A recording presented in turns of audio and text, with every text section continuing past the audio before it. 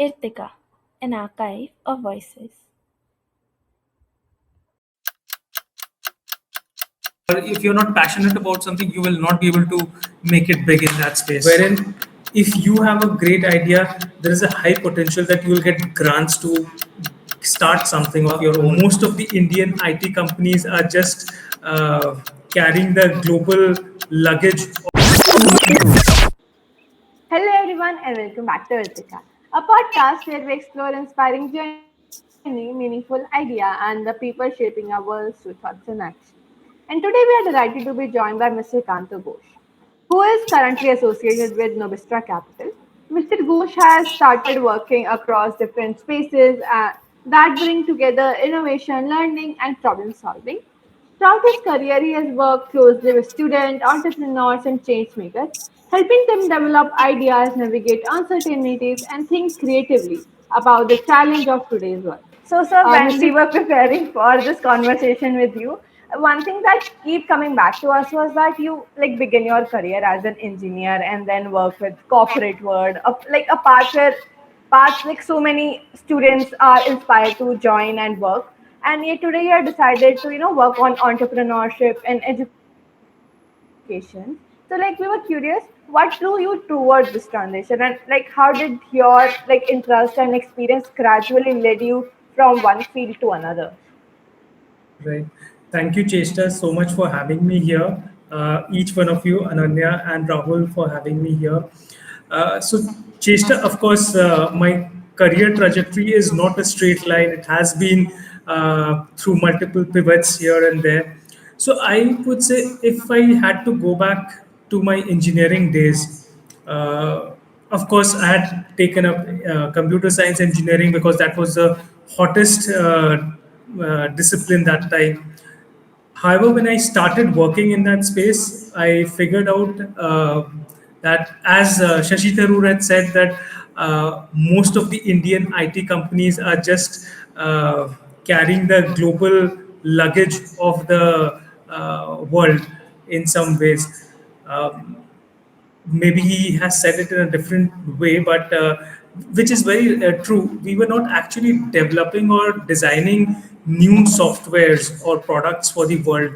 We were just a body shop in some ways. Of course, we had amazing clients, some of the global 500 companies that for which I could work for. It was a great experience getting an exposure into their work processes, their culture. That gave me a lot of opportunity to learn from that. But at the end of the day, we were just doing very basic stuff for them, maybe configuring things or customizing things for them, whereas the actual products were being designed and developed in the West. So I was a little disillusioned after that and decided, let me try out something else. And that's when I got an opportunity to pursue a very, very interesting course around technology management. And again, this course itself was very different. It was not from a regular human resource development college, institution. It was a Ministry of Defense institution which gave me the opportunity to pursue this. Had the opportunity to work with a lot of DRDO professionals, the serving armed forces officers. So it really helped me to understand that side of the world around how the defense ministry works, how the armed forces operate, how the procurement cycles, development cycles in defense tech works. And I had always been very enthusiastic about the military field. So it was again a great experience for me. And again, when you say that there have been a lot of pivots, I would say it is also a function of what sort of macro environment is around you at any given point of time. Having said that, that was a time after my master's when the startup ecosystem was just coming up, and there was nothing hotter again than that. So I got an opportunity with the Indian School of Business.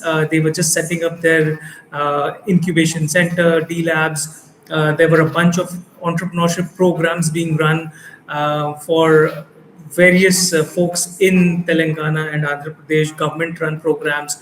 So got an opportunity to be a part of those. Bunch of interesting programs for second career options for regular professionals who wanted to pursue entrepreneurship. So that way, entrepreneurship started at ISB for me. Uh, but then, of course, eventually Ashoka happened. Uh, got the got a chance to develop the entrepreneurial ecosystem for Ashoka for about 7 years. Uh, and trust me, being with such amazing students who brought onto the table so much in terms of it was just not a one way learning.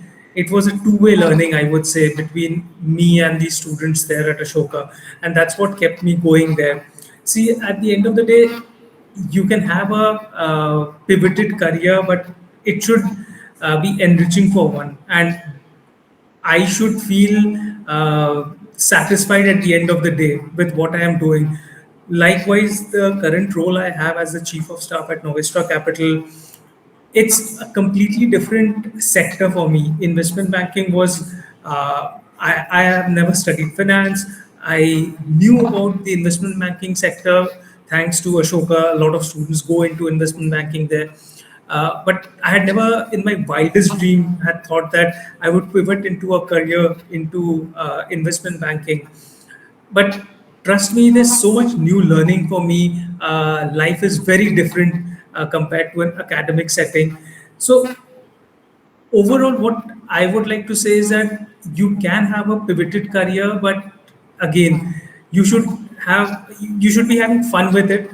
Again, the fun does not mean just having fun. It should be a meaningful experience for one. So yeah, I think in today's day and age, nobody's going to be stuck to one career or getting like in my parents and grandparents era, people used to get into one company and retire from that place. Those days are gone. People would be pivoting to multiple careers, and as Dr. Pramath Raj Sinha, who's the chairman of Ashoka University, in his book mentions that in today's day and age, people will have multiple careers. The biggest skill I think for people now is how they can learn, unlearn, and learn again, and that's how people can make a great successful career out of this one life. Thank you so much, sir. It was really insightful, to see your whole journey and how that looked like. And as you also mentioned that you worked with university and students. So when we think about higher education, we also wonder like what is like the purpose that we are going in through. Is it just to in the end get a like stable job that pays well, or is it something else that maybe it prepares you to go and build your own startup and for entrepreneurship which you also worked on? Or do you think that purpose is somehow much bigger when we are going into university? What are we thinking and what we should be thinking? Right. So I'll take you back to my and generation and what was the thought process. So during our times, the thought process was study well during your undergraduation. If you study well, you'll get a stable job, and that's the end of the world. You can have a good career. However, I think now the times have changed, the technology has changed so much. I am taking a leaf from what people used to call a say for PhD students. So they used to say that PhD, you do not do a PhD in a specific topic. Of course, you go very, very deep down into a theory and do research on it, right? However, people say that PhD is just to build that mental resilience for you. If you can do research, right, over 4 to 5 years, you are doing a research on a specific topic. Do you have the mental ability to be disciplined and be focused? I think it's the same for today's education, higher education. The reason I say this is because, as I just mentioned, your life is going to be multiple careers. It's not going to be one. one single track career for you. So the current higher education system is more about becoming disciplined and getting the ability to learn new things, also unlearning whatever you knew in the past, because the business models, the technology around you are going to change so rapidly that you will have to keep updating yourself and evolving yourself as a professional.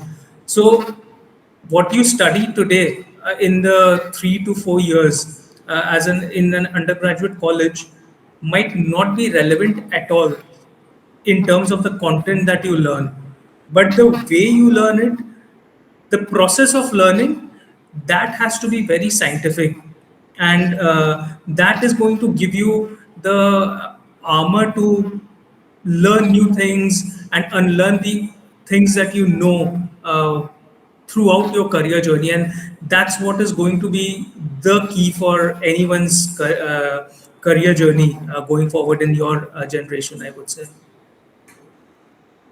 Uh, Thank you for sharing that, sir. So, sir, as you mentioned, you spent nearly 7 years establishing the info edge and like the environment of entrepreneurship in Ashoka University. So, what often people think about entrepreneurship is that it is about building companies. But after working with so many young people, do you think it is really about building a mindset? And have you seen students begin to believe that they can create opportunities instead of waiting for them? And what bring about that shift? Absolutely. This is a very apt question, and this is something which we have been asked at the Influence Center for Entrepreneurship multiple times when parents used to come in, when visitors used to come in. Was a question that we got so many times. So, I think one thing one has to understand is that entrepreneurship being taught, the entrepreneurship education as a discipline should not be judged with the number of entrepreneurs that it creates. For example, after undergraduation, after doing some courses around entrepreneurship, so Ashoka has a minor in entrepreneurship, which is now segueing into management. But of course, those core entrepreneurship courses will be there. So, having said that, we always believed in this philosophy that we are teaching the undergraduate students courses around entrepreneurship, equipping them with the right tools to become an entrepreneur, but we never expected them to become entrepreneurs right away as a student or just after graduating, because our aim was to inculcate an entrepreneurial mindset, as you mentioned, because an entrepreneurial mindset is required just not for an entrepreneur but also a professional working in the corporate. There also they can become an entrepreneur. They can bring in a lot of innovative spirit and work culture in their workplaces. So it is absolutely not required for a person to become an entrepreneur right away. See, after working in the corporate space as an entrepreneur, maybe 3 to 4 years down the line, you become an entrepreneur. That's perfectly fine. Even if you do not become an entrepreneur, that's fine, because once you have that entrepreneurial mindset, you can be a great citizen. You can be a great family man, a great parent, a great teacher. So I think it's never about becoming an entrepreneur. It's always about the entrepreneurial mindset and spirit that you have. And if you become a great entrepreneur, nothing better than that. So that means, sir, entrepreneurial mindset is one thing, and like even if you do not want to do entrepreneurship in future, still you can opt for entrepreneurship course, right? Absolutely, Yeah. absolutely. Thank you so much, I'll sir. give you the simplest example there. As they say that no bit of education goes in vain. For example, a lot of people will keep telling you that, hey, we studied maths, a lot of concepts that we never use in our life, but trust me, without those concepts, a lot of gadgets that you use might not even function. So it is always good to have as much knowledge as possible. Even at times things that do not excite you, it is good to try to understand why is it happening that way. For example, I never liked biology specifically, but now I understand that a lot of my medicines that I consume, a lot of the food products that I consume would not have been possible without good amount of research in biology, right? So it's something of that sort. Everything comes back to you and helps you in some way or the other. So knowledge in no way is going in vain for you. So try to get as much knowledge as possible. And of course, entrepreneurial courses do give you some real good life skills. Um, as I was mentioning, it gives you skill sets like an critical mindset, right? Which you would have never ever otherwise developed. And it is required in all spheres of life, be an entrepreneur or you be someone else. So that's what my response to this question would be. Okay, yeah, sir. That's a really good answer. And like one thing we often wonder at Irtiqa is that whether education spend more time teaching us how to solve problem rather than like helping us notice which problem are eventually like actually worth solving. So, from your experience, how do like young people develop that kind of thinking? See, our current education system, considering the scale of students we have, I would say is doing a decent job of churning out good graduates. And of course, there's a long way to go. A lot of corporates have said that our graduates are not employable and things like that, but still they do take in our graduates, and some amazing stuff is happening and the economy is doing well, right? Having said that, when you have to take a step back when you ask the question, are the institutions teaching us the right way of doing things? Many times institutions also have the constraint, considering the number of students they have. Of course, it would be great to know how to identify problems, but considering the number of students a teacher has, they might just bring in some problems to the classroom and ask them to solve them, right? However, of course, it's good to get an exposure into how to solve a problem. So, what I would recommend students is um sometimes you definitely need to take a step back and think differently as to why that problem was even selected by the teacher, and what was the process the teacher might have used to shortlist problems for you to solve in the class, right? And if required, students should go and ask the teacher or probably prod them a little further as to how they were, what is the process they had in shortlisting problems, because they also have some bit of experience. They understand what problems can be solved in the limited time that students have in a certain course, rather than you can always have a moonshot problem, but it might not make definite sense for you at that point in time. So I think sometimes we definitely need to give in credit to the teacher's intelligence and wisdom there. But of course, the curiosity of the student should be to go prod the teacher and ask them how they figured out which problems they wanted to give to the students. That's absolutely something we relate to also, that it's not just the responsibility of the teacher, and we as students also are responsible, for nurturing our curiosity. And so, one thing that is very relevant today that we often hear a lot is about AI. How it is changing the way that our learning and work and how we work. Because basically our education system is just focused on memorization and learning information, but information is something that is no longer hard to find. So what do you think education is like most importantly should focus on now that information is not the priority?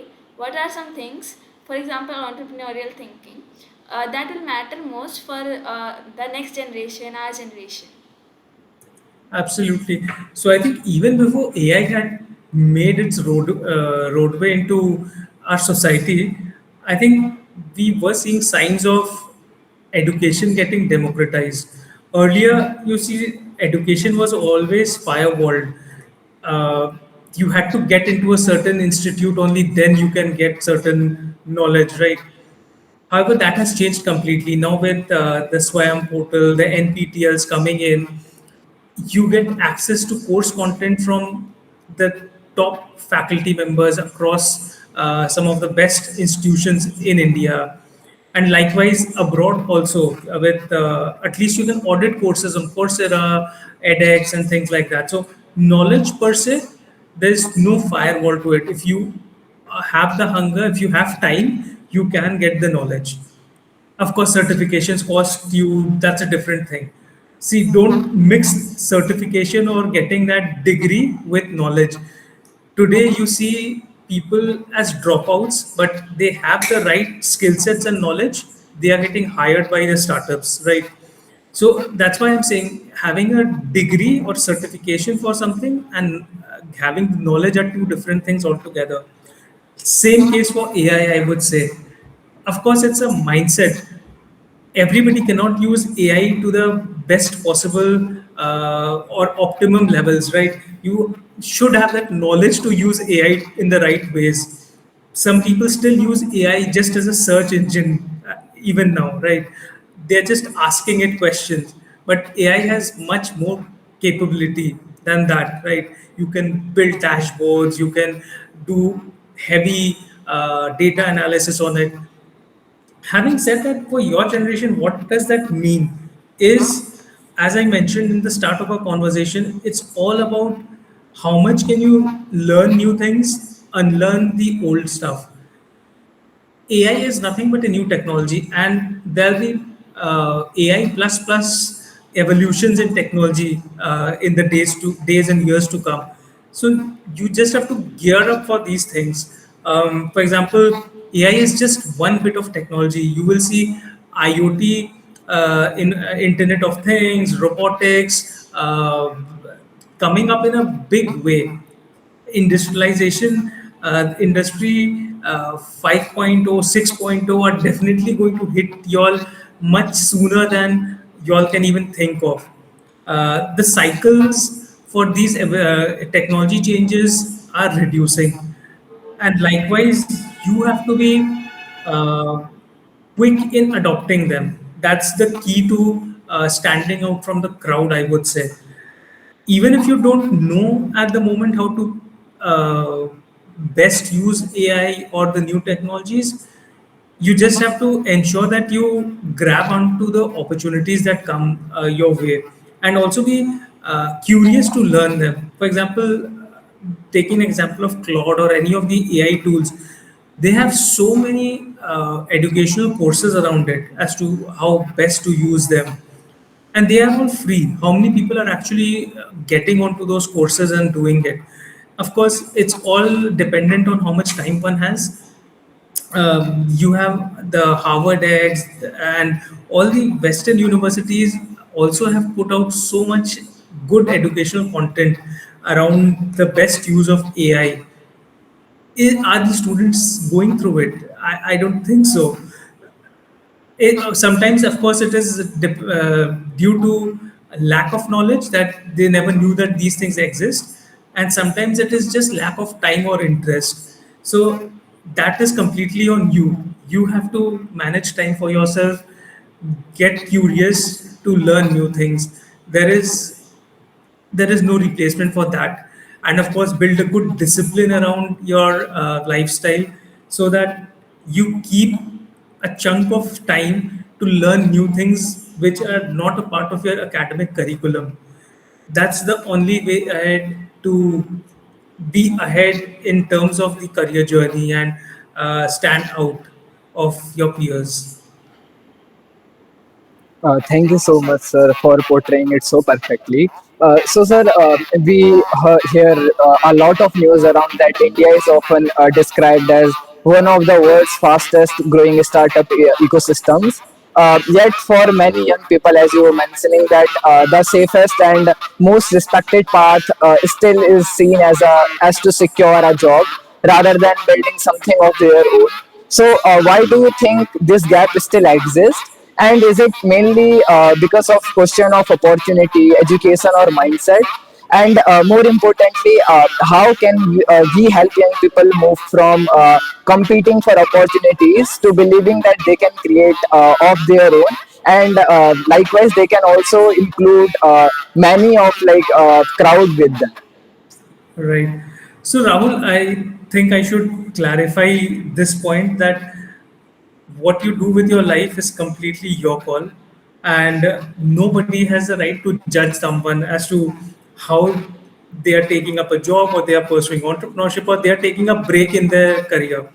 So it's completely their call, and nobody can claim that one thing is better than the other. Let's first put that out in the open. The reason I say this is because there has always, the Indian mindset has always been that get a job, your life is stable, everything, you are set for your life, and that's the end of it. Of course not. One has to always experiment with what you want to do at that point in time, because at the end of your life there should be no regret that I did not try this out, right? And that's what entrepreneurial spirit and entrepreneurial mindset is all about, right? One should have the appetite to take that risk for themselves. And there's no harm in taking up a job, learning from a larger organization how it operates, and then probably getting into something of your own. Having said that, uh, one needs to figure out at the end of the day what they want. Of course, they should also take into consideration what their current standing is in terms of, if they have an education loan standing on their head, they should accordingly take a call, right? You cannot take an education loan, complete your education, then take another debt from the bank to start a company of your own. Does not make sense. So in that case, probably work, finish off your, or repay your education loan, build some purpose for yourself, build some saving for yourself, and then get into a business or entrepreneurial venture of your own.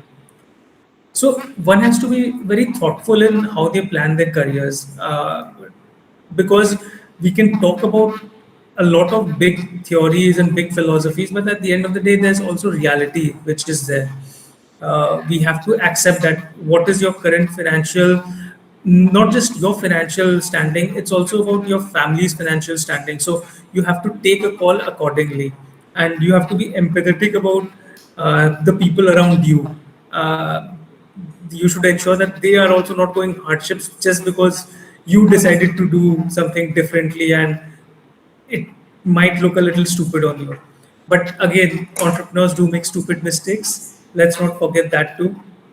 Uh, Rahul, I don't remember exactly what question did you ask, but what was the last bit of your question? There was another part uh, to it. how can we help young people to move from competing, we have these government jobs, but and so much of crowd is there, so how can we help young people to move from competing for opportunities to believing that they can create of their own?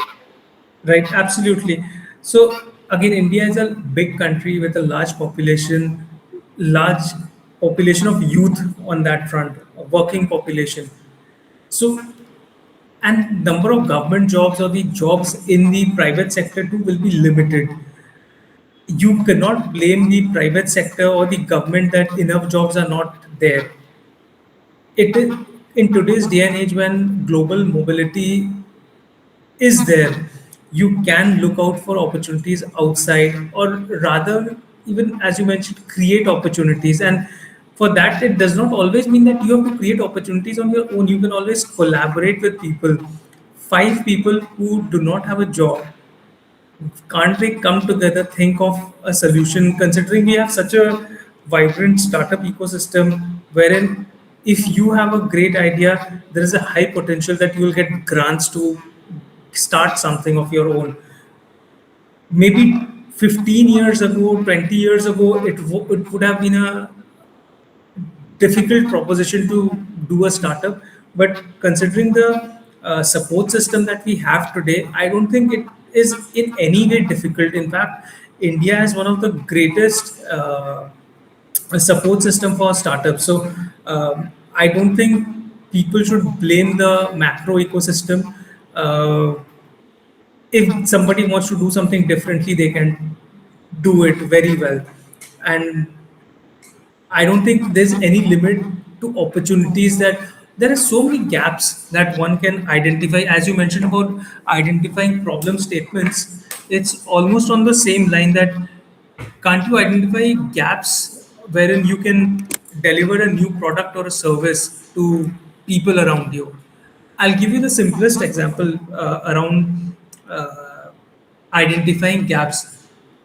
So this was, of course, an incubated company at the AIM Smart City Accelerator run at Ashoka. So we used to have a startup founder who was very disgusted with the fact that a lot of these used sanitary napkins, which end up in the landfill, and they used to have a landfill just outside their college hostel, and he typically did not like the visual of it, that why is everything being dumped there by the municipality. He specifically got really angst, and that's what he quotes everywhere, that he saw after the dumping, some of the used sanitary pads did not even land up in the landfill. Some just remained on a tree, and it will be there till some bird or something just moves it and it will fall down, right? So that stayed with him, that visual. And as they say that many a times you have to experience these to actually come up with a problem, a solution for the problem, right? So as of today, they have a profitable business around, and it's a proprietary solution, by the way. So what they do is they collect used sanitary napkins and disinfect it, separate the cloth, which is basically the cotton part of it, the plastic part of it, and any paper waste out of it. And separately, they then reuse these material into various other products. So basically, they are preventing this piece of waste to go into the landfill and stay there for millions of years, right? So they have come up with a solution which a lot of government institutions have also adopted, and even Ashoka had adopted it a while ago. So what I'm trying to say is that it is just a matter of time for the youth to just not look for jobs within the government sector or the regular jobs which are existing. You can always go out and start something of your own. And for the youth who is just getting out of the college, that's the time when they should take the highest risk in their life, because as you go ahead in life, your risk taking appetite typically reduces. That's what people say. And it's people also bet on people who are younger, right? I would rather want somebody as energetic and with full of josh to uh, do something of their own and start a startup, and I would probably put money in them rather than somebody in their 60s or 70s. Of course, I'm not saying that age is a factor in fundraising. A lot of people with experience in that age group also do amazingly well as an entrepreneur. But typically, you can do new things, you can experiment in life better as a youth. So I would say try different things, try stupid things, try things people have not even thought of before, and experiment. That's the only way out, because as a youngster you can always fail fast and then pivot quickly to something different, right? So there are lots of great literature around how one can do that. Of course, before getting into the game of entrepreneurship, one should read a little about that. So it's a very straightforward process, right? Becoming an entrepreneur. Even the Startup India website has great material around it. So I would really have to compliment the government for putting together amazing material out there. Even Y Combinator has put out amazing material around how one can become an entrepreneur, what are the things they need to look out for. It's a very step by step process. At least there is now a method to the madness for the youngsters. Think of the people who started an entrepreneurial venture 20, 30 years ago. They had no guiding light for them. Now you have everything. You have so many local incubators, startup incubators around you. I think we often like celebrate the founder, but like every successful entrepreneurial community is supported by the people who build connection and create opportunity and strengthen institution like behind the scene, and like that work is very less visible, and like you have spent helping build entrepreneurial ecosystem. So like for someone looking at like for the first time, like it could feels like an abstract term. So like could you unpack what an ecosystem actually look like, and like for our viewers and for us too, as I think it is a very new term for like for us. Absolutely. So, Cheshta, what happens is, let's put out a fact in front of you. Being an entrepreneur is a very lonely journey. And when I used to mentor, even now when I mentor startup founders, one thing I definitely ensure is that I keep checking on them once in a while, because I know that as a founder, they are dealing with so many things.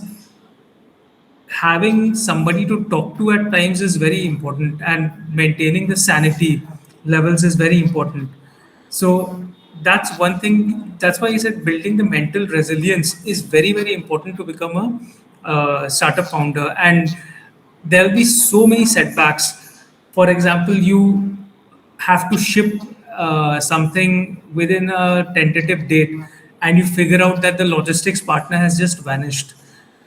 You might have to do that delivery on your own if it's a very crucial delivery. For example, there have been instances wherein Dipinder Goyal of Zomato has gone in and delivered products, as in the meals.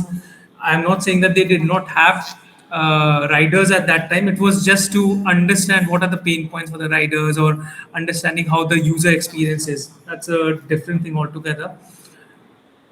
But if I had to unpack the ecosystem for you, I would say as student entrepreneurs, the first place where you can start looking out for problems is around you, in your neighborhood, in your community, is what's happening in your school. That's where you will start finding problems.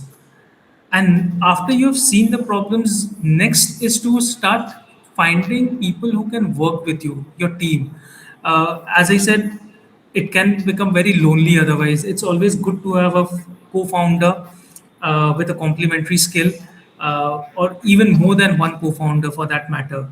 The founding team is very important. Once you identify people with same values or interests, then you start solving that problem. You'll have to brainstorm with them, uh, and then figure out what could be a right way ahead. You might have multiple solutions at that given point in time, but you have to come down and have faith in one solution before you go ahead, right? As I mentioned, you have to fail fast, pivot quickly. That's the way ahead as an entrepreneur. So in the ecosystem, of course, a lot of these schools have their own tinkering labs now. The Atal incubation centers, which are there in towns and cities around you, look for them. They typically help you in creating a prototype of yours. And once a prototype is successful, then of course you should start thinking seriously about it to take it to the next level from 0 to 1, build a real product which customers would be willing to pay for. Once you have reached that stage wherein people are willing to pay for your product or service, is when you start becoming serious about it.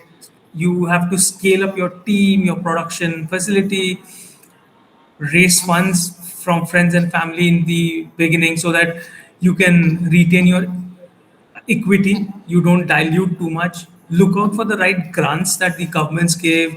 The various organizations like the corporates are also giving out a lot of grants. The international agencies that give out grants for solving specific social impact problems. So I think the ecosystem is very vibrant today. It's just a matter of time for people to pick the right problem and run with it. Also, as I mentioned, pick the right co-founders, mentors. These are the reason I'm emphasizing on these bits. The ecosystem bit is much more easier. There's a method to it. but there's a human angle involved when you select a mentor, when you select your co-founders. That's very important. You have to be very humane about taking decisions at that point in time, because one bad apple in your team can make everything fall down, right? And I'm not saying that it will not happen. That's also a challenge, a human challenge that a founder will face. One just needs to know how to mitigate that problem in the right way, how to cut off that bad apple and still continue with your things, or get somebody else in their place. So the human decisions are going to be much more difficult for an entrepreneur. Likewise, dealing with the relationships you build with the clients, or even starting that relationship with a client, is very, very crucial. It cannot be a robotic process that you do. So of course you have to follow that process, the and it is laid out in all those resources that I just mentioned to you all. But something which you have to inculcate, or rather evolve as a founder, is how good human being you can be, and how best you can deal with people and situations around it. That will be the differentiator between if you are a founder or you are a good founder. So at the end, I think it's always the human angle to anything. It's just not becoming a startup founder, but as a business leader also, or a leader in any way. The somebody who can crack the human aspect of it, they they are much well off. And of course, it's just not the human aspect, it's also the evolving technology. You need to keep adopting to it as quickly as possible, or else you will become irrelevant. Thank you for sharing that. So this implies that if you want to start your entrepreneurial journey, that means you have to stay in touch with your community as well as what is happening around the world in terms of technology and like other happenings that are occurring in the today's world. That Absolutely. that is Absolutely. what you were mentioning, right? Absolutely. Okay. Okay, sir. Before we wrap up, we have a fun rapid fire round. Okay. We will throw a few short questions your way, and we would love for you to answer with the first thought that comes to your mind, and it should be as briefly as possible. So, first, what is the biggest misconception people have about entrepreneurship? Becoming a founder. What is something about entrepreneurship that is rarely talked about, but it should be talked like more often? It's a lonely journey. A quality you look for first in a young founder. Willingness to learn new things. And Yeah, it is always the attitude and a mix of attitude and aptitude. all right. So for this, you have to complete this sentence. Okay. Dash. You have to just fill that sentence. A great entrepreneur is someone who dash. Who knows to read the customers. If you were not working in entrepreneurship, what would you be doing? Oh, I would be probably just be an aircraft spotter. Perfect, sir. One startup idea you wish you had thought of first. Um, I had thought of something around delivery of food, but So, there were a lot of people who already took that space. one belief about education you have completely changed your mind on. I think students are just in the college for education and marks, but I see this generation of students are there for a life beyond academics. They are into extracurricular activities, doing something of their own. They are interested about around investing. So that really gives me a lot of hope around how the younger generation is trying to be much better than what we were. All right. One question every student should ask themselves before choosing a career. I would say at that point in time, whatever excites you, go for that, because if you are not excited about something, you will not be able to, or if you're not passionate about something, you will not be able to make it big in that space. If you could leave every young person listening to Irtika with just one question, not an answer, what would that question be? Well, that's a very, very philosophical one. I would say, what is your purpose in life? Okay, so like we would like to end this conversation with just one final question. Like as students, we are like constantly encouraged to build something on our own, whether it is a startup or a project or like even an idea. And but like before building like any of those things, what do you think is the most important thing young people should build within themselves? See, the simplest answer to it is, you folks have attended a lot of these summer boot camps, and a lot of interesting entrepreneurial workshops in school or outside. A lot of times you are pressured into creating something, be in a team, create a solution for a problem statement. Sometimes you choose the problem, sometimes you're made to choose a problem from a list. But at the end of the day, if you are really wanting to do something, you have to think from within, that are you really interested in doing it? See, that's the core answer. It'll come from within. Do you really want to work on a problem around sanitation or around air pollution? Is it something which really excites you? Are you really passionate about it? For example, in my school days, I used to be very, very excited about aeronautical engineering and anything about aircrafts. So, had somebody given me a project around aviation, I would have lapped it up. After so many years, if somebody asked me to do something around aviation, would I lap it up today? I might, but I also know the reality behind how difficult the maths and physics around it is. Having said that, you will have to think how passionate you are, then do the evaluation around, do you have the attitude and aptitude to work it out? The attitude you might have, but do you also have the aptitude to actually solve that problem? That is also very important to judge for yourself. If you feel you can, please go ahead and do it. If you feel you lack, maybe you can study a little better and then build upon your aptitude. If you think that, hey, I have reached my limit, I cannot raise my bar any further, maybe it's time to pivot. It's perfectly fine. You cannot, everybody cannot be Einsteins and Abdul Kalams, right? Or a great investor. So it's perfectly fine. You might not become the best in a field, and it's perfectly fine. You can pivot to a different field where you can become a big person, right? So it's like, you can be a bird and you can teach yourself to swim as much as you want, but beyond a point, you cannot be a fish.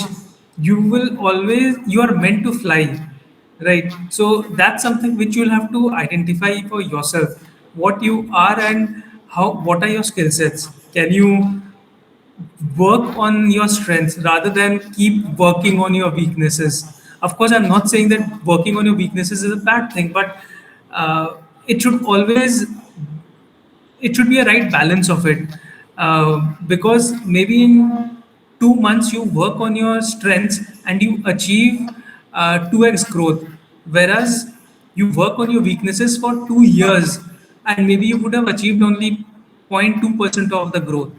So you have to be also cognizant of the fact that you have limited time on earth, right? So that's all about it. I mean, thank you so much, sir. And I think this opened a lot of doors for us. You know how we are thinking and how we are pursuing, thinking about what we want to do next, and you know what kind of opportunities are actually possible and people are doing. And we just want to thank you from the bottom of our heart for taking the time out to join us today and sharing your experiences so honestly. And I mean, this whole conversation reminded us that building something meaningful isn't just about chasing success. in those terms, but it's also about staying curious and making thoughtful decisions, and in the end just creating value that exists even after we are gone. So, and also Absolutely. for our listeners also, and I think they are all walking away with the new questions to reflect on and the confidence to think just a little bit differently. So thank you everyone for listening. Thank you sir for joining us. This has been Thank you. yeah. Thank you, Ananya, Cheshta, and Rahul, and all the very best to you all for Irtika. And I Thank you hope Thank you so you for are. much. listening to this conversation. We hope this left you with fresh questions, new perspective, and something to reflect on. If this conversation resonated with you, share it with someone who might enjoy it too. Thank Thank you. you.